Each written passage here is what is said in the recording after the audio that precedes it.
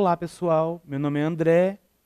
Nós vamos ter mais uma vez uma aula de literatura e o tema de hoje é o Barroco. O objetivo da nossa aula é reconhecer o momento histórico e as principais produções literárias e manifestações do Barroco, né, em Portugal e no Brasil, né? O Barroco, enquanto estética, ele nasce a partir de uma espécie de confronto e de reação aos valores trazidos pelo classicismo. Então, vamos lembrar do classicismo rapidamente. No classicismo, valorizava-se a racionalidade, a objetividade, o equilíbrio, né, a busca, né, pela valorização do homem, daí a noção de antropocentrismo, o homem como centro e como medida do universo, né, no sentido de que as coisas do mundo eram realizadas ou produzidas para o homem, né? Com o Barroco, há um sentimento de retorno a valores mais teocêntricos, mais religiosos e menos ligados a essa noção de racionalidade. Por isso, o Barroco é considerado, de certo modo, uma escola literária ou um movimento literário em que a tensão, né, entre opostos é um dado fundamental, um elemento fundamental, né?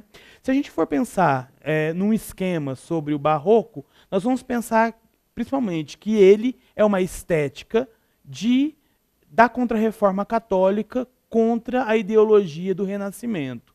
Além disso, nós vamos ter o quê? A Reforma Protestante como um dado fundamental. Vale lembrar que a Reforma Protestante ela vai começar no início do século XVI, né, ela vai se estender por todo o século XVI, e no século XVII nós vamos ter um período de guerras religiosas, né, em que os príncipes, os reis da Europa, eles lutam entre si para digamos, hegemonia das suas religiões. Então, nós vamos ter estados eminentemente protestantes, como é o caso de alguns estados ou principados alemães, e outros estados, como Portugal, Espanha e França, que vão permanecer ligados à Sé, ligados à Igreja Católica. E também ligados, portanto, a essa noção de contrarreformismo, ou seja, né, a revalorização das ideias católicas. Isso tudo é importante para a gente pensar exatamente que a produção poética, a produção literária desse período vai ser toda calcada nesse elemento religioso. Daí a importância dessa tensão entre reforma protestante, contra-reforma, por um lado, e, por outro lado, nós vamos ter essa questão da revalorização dos temas da antiguidade, que não são de todo abandonados, além da filosofia racionalista. Então, é uma estética literária que vai oscilar entre o racional e o sentimental, né, ou sensacional, digamos assim.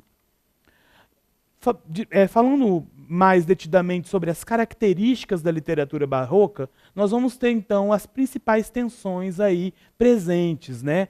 O conflito primordial, que é o teocentrismo e o antropocentrismo, né? Vai ser um dos dados primordiais. O rebuscamento, né, e o uso expressivo de figuras de linguagem. Então a metáfora vai ser e a hipérbole, a antítese, serão figuras de linguagem profundamente usadas, muito usadas na estética barroca. E as tensões provocadas pela abordagem complexa dos temas. Os principais temas que vão surgir a partir daí serão a noção da religiosidade, a noção de pecado, o temor, o arrependimento, a fugacidade do tempo, a efemeridade das coisas. Vale lembrar que isso já estava em Camões, mas de um outro modo do que o trabalhado no Barroco.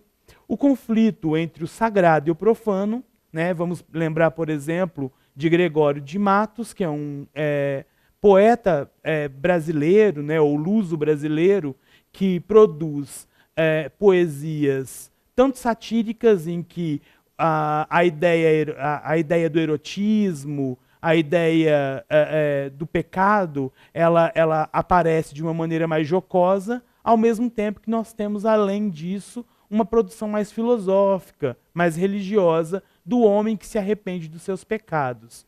E essa tensão primordial entre o amor carnal, o amor do desejo, o amor erótico, e o amor espiritual, retomada então, nesse amor espiritual, da noção de amor platônico. Como dados primordiais, né, do Barroco, ele vai se dividir em duas grandes escolas, ou subescolas. Por um lado, nós vamos ter o cultismo, né, que vai ser efetivamente construído a partir de um jogo de palavras, vai ser um estilo comum na poesia, a busca pelo detalhismo, a valorização da forma. No caso do barroco brasileiro e do barroco português, nós vamos ter como forma o soneto, né? A busca pela suntuosidade, o rebuscamento vocabular. Já o conceptismo, que é um estilo mais comum à prosa, vamos ter um estilo mais conciso, uma associação, as associações e as duplicidades, né, as relações duplas, a valorização da lógica, da argumentação, o jogo de ideias. Nós podemos pensar como um bom exemplo de escritor conceptista o padre Antônio Vieira, né?